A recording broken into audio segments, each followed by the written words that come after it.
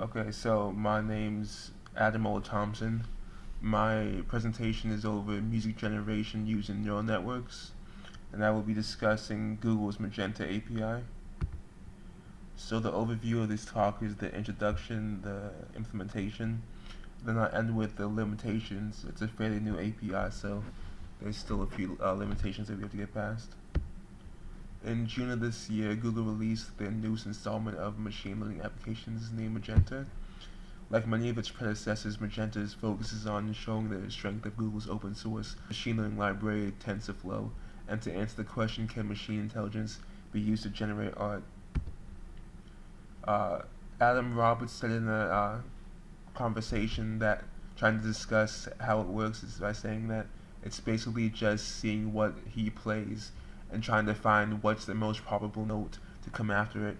As you can tell, it's a fairly easy and simple implementation, but it's just the beginning of it, and hopefully it'll grow better. He also stated that over time, you remember what you saw before, so there's a little history that the neural network keeps to help with the production of music. So here I'll be showing the first song generated by Magenta.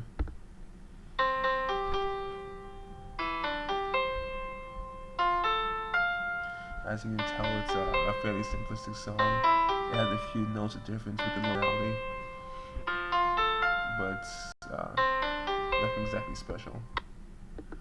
So then let's talk about the limitations. Douglas Eck, one of the members of the Google team, stated that so much machine-generated music and art is good in small chunks, but lacks any sort of long-term narrative arc. Alternatively, some machine-generated content does have a long-term structure, but that structure is provided to rather than learned by the algorithm. So what he's saying here is pretty much that this algorithm is good at local knowledge, so it doesn't know how to have a long-flowing arc like a chorus and then different melodies in between that build to something, and that's something that's necessary in good music. And he's saying that most generated content has the user provide some type of structure, and what we want to eventually do is have the structure generated by the algorithm itself. Another issue with this API is timing. Douglas X said it's not enough just to sample images or sequences from some learned distribution. All is dynamic.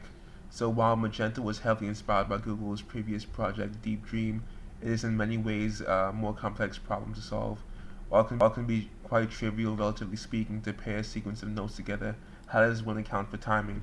So this is the issue that I was talking about previously about how do you go from a 120 beats per second song to a 60, and how do you switch the chorus? How do you tell the neural network when is the proper time to switch up the melody?